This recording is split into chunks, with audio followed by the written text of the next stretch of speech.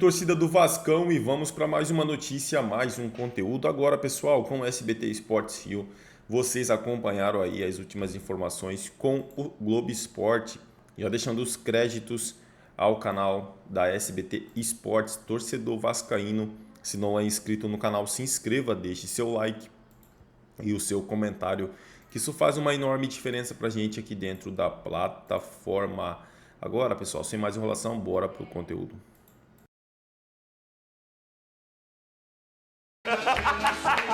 Agora que o Vasco perdeu, vocês querem começar com um clássico, né? É por isso que eu sugeri. Não tem nada a ver. Começa com o Fluminense. Na minha isso, meu vez, filho, calma. o Yudi dá boa noite, entendeu? Não é bom dia e companhia. Na minha vez, Isso é- Cristo que fecha os braços, O Yudi O palhaço chora. é, por aí. Sabe o que o Yudi pede? Mega Drive, Mega Drive. Eu peço ponta, atacante, eu vi um chat. atacante. Depois eu quero saber. Aqui, ó. Você conhece esse? É verdade? Não é drone teu. Depois eu quero que... Eu não Rodou, tenho olha aqui, essa informação. Teve então eu não posso perguntar. não tenho Teve essa clássico, Vasco e Fluminense. O Vasco abriu o placar, mas o Fluminense virou. Eu não vi porque eu tava vendo o Neymar. Não, o Tiquinho Soares. Rodou. O clássico começou animado. Menos de 1 minuto de jogo, o Pirata deixa Coutinho numa boa para abrir o marcador com categoria para a festa da torcida. Mas a partida prometia emoção.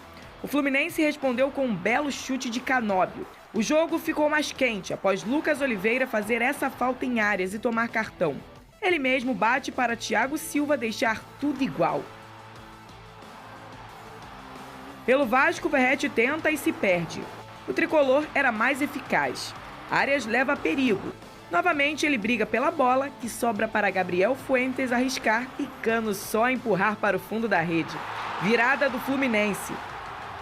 Segundo tempo, o Vasco busca o empate com Payet sem sucesso. A partida esquentou quando o auxiliar do Flu tomou cartão vermelho. Gabriel Fuentes tem a chance de fazer mais um e desperdiça.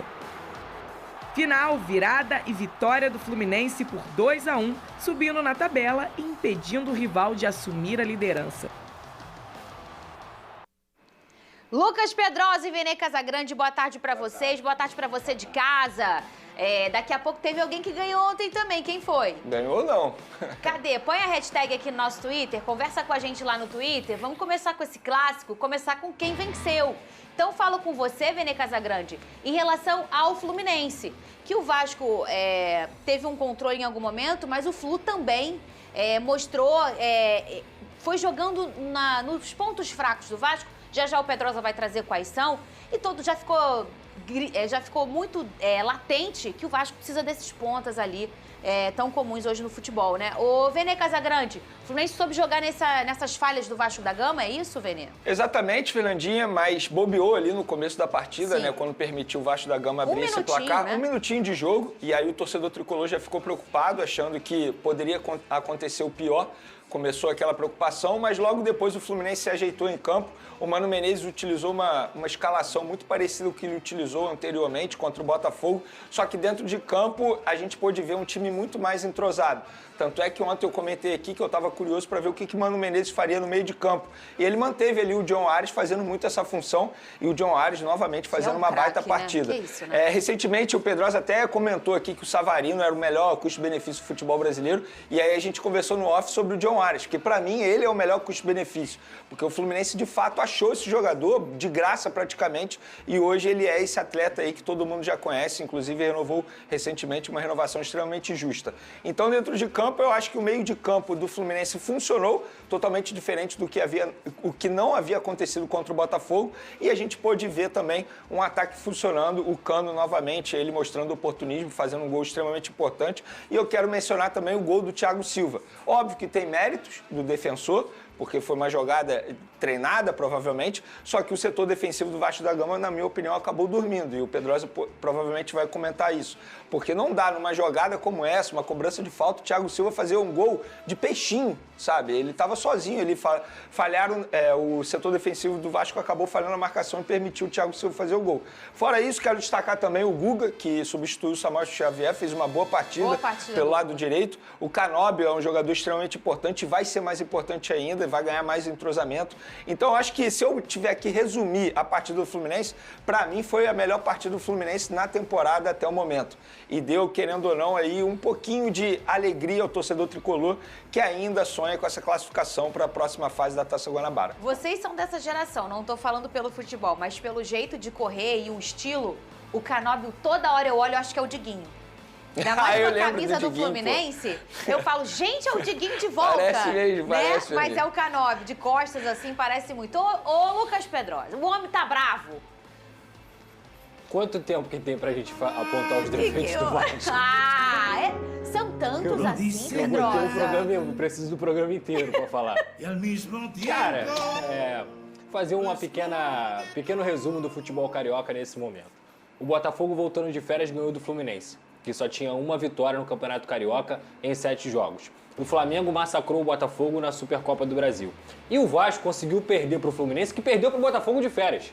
Então, assim, o Vasco novamente está entrando em 2025 como a quarta força do Rio. E o que mais preocupa é o tipo de atuação que o Vasco teve.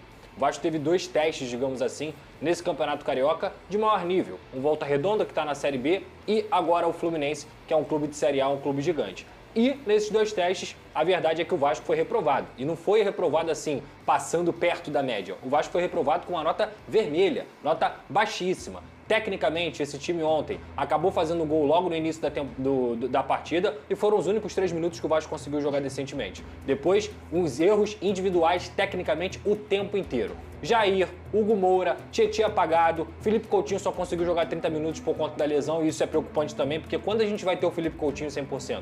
Eu não sei. O Fábio Carille ontem optou por colocar o Hugo Moura, colocou 4 volantes. O Aras fez o que quis no meio-campo, que tinha 4 volantes. O Aras acabou com o jogo e isso é mérito dele também, mas também é demérito do Vasco da Gama. O Lucas Oliveira, que começa a partida bem, depois ele começa a errar, depois que o Vasco toma o primeiro gol, e ele faz uma sucessão de erros, completamente seguro na zaga do Vasco, que é um problema alarmante desde 2024. As laterais também, o Paulo Henrique e o Lucas Piton, que são pontos positivos, ontem erraram praticamente tudo, o Piton principalmente. E obviamente, lá na frente o Verratti solitário ainda conseguiu dar assistência, mas fica correndo o tempo inteiro por conta da morosidade que é essa equipe do Vasco. A culpa é só do treinador? A culpa é só dos jogadores? É claro que não. Eles têm responsabilidade, é o Carille que monta o time, não deu certo o teste que ele fez. Os jogadores também erraram, repito, gente, foi vergonhoso tecnicamente o que esses caras apresentaram em campo. O Hugo Moura deu uma tijolada pro Jair, o Jair perde a bola e aí sai a falta que o próprio Thiago Silva consegue fazer o gol. O Hugo Moura fica olhando o Thiago Silva, mas antes o Jair já tinha perdido uma bola, depois o Vasco começa a errar passe, o Paê entra na vaga do Coutinho, não joga absolutamente nada. Então assim, tá tudo errado, Pedrosa? É claro que não, é início de temporada e eu não consigo ficar colocando a culpa no treinador se ele não tem repertório dentro do banco dele para poder mudar a partida, porque claramente o Fluminense estava dando espaços pelas laterais, estava tendo que sair pro jogo por conta do placar atrás no início da partida. E o Vasco não conseguia ter uma boa dobradinha, não conseguia ter associações. Por quê? Porque a diretoria, na incompetência da gente já estar no dia 6 de fevereiro, não conseguiu entregar pontas pro Fábio Carille. Ah, mas Pedrosa, o Fábio Carille tem que se virar. Beleza, pega a carreira do Fábio Carille. Ele, a todo momento da carreira dele, sempre jogou com pontas. Aí você contrata um técnico que não consegue jogar sem pontas e não dá pontas pra ele. Então assim, é fácil cobrar do treinador? É fácil o treinador ser sempre o escudo? É muito fácil. E a diretoria? Tá entregando material humano para esse cara? O time, daqui a pouco, os bons jogadores vão começar a ser crucificados de novo, porque o Vasco hoje ainda tem um elenco deficiente, principalmente na parte ofensiva, isso é culpa da diretoria. Então assim, o Campeonato Carioca, o laboratório do Campeonato Carioca, ele serve para hoje essa diretoria acordar, porque falta um pouco mais de 20 dias para a janela de transferências fechar e o Vasco não tem atacante. O único atacante que o Vasco tem disponível se chama Pablo Verratti e ele obviamente não vai ficar resolvendo o jogo sozinho. Eu posso mencionar É isso aí, torcida do Vasco, e vamos para mais uma notícia. Após o Vasco da Gama perder para o Fluminense em jogo válido pela 8ª rodada do Campeonato Carioca de 2025, em Brasília algumas especulações foram divulgadas. De acordo com a página O Nosso Palestra, o nome de Verratti foi oferecido ao Palmeiras, mas Abel Ferreira, técnico da equipe, vetou a contratação. No entendimento do treinador português, o jogador tem características semelhantes ao de Flaco Lopes. Por conta disso, não valeria o investimento. O clube paulista também está no mercado à procura de centroavantes. Com a camisa do Vasco, o atacante argentino tem 80 jogos e 38 gols. Além disso, se tornou essa semana o terceiro maior artilheiro estrangeiro na história do Gigante da Colina, feito histórico de Verratti. Ficar sem o jogador neste momento é desastroso para o Vasco, né? Pois o argentino é a maior referência de gols do Cruz Maltino há 2 anos, sendo sempre um líder e salvando o time em diversos momentos. É isso aí, torcida vascaína, pessoal. Tá difícil, cara, tá difícil. Pedrosa desceu além aí. Fora o Jair também, né, pessoal? O Jair tava numa draga, fazendo com moleza no meio de campo. A gente via os jogadores tentando alguma coisa, como o Felipe Coutinho ali, né, que também é preocupante a situação do Felipe Coutinho. Quando o Felipe Coutinho vai estar apto para jogar, né? Então, assim, o Vasco tá uma bagunça. É isso aí, torcedor vascaíno, agradeço pela companhia. Se não é inscrito no canal, se inscreva, deixe seu like e o seu comentário, que isso faz uma enorme diferença. Desde já agradeço.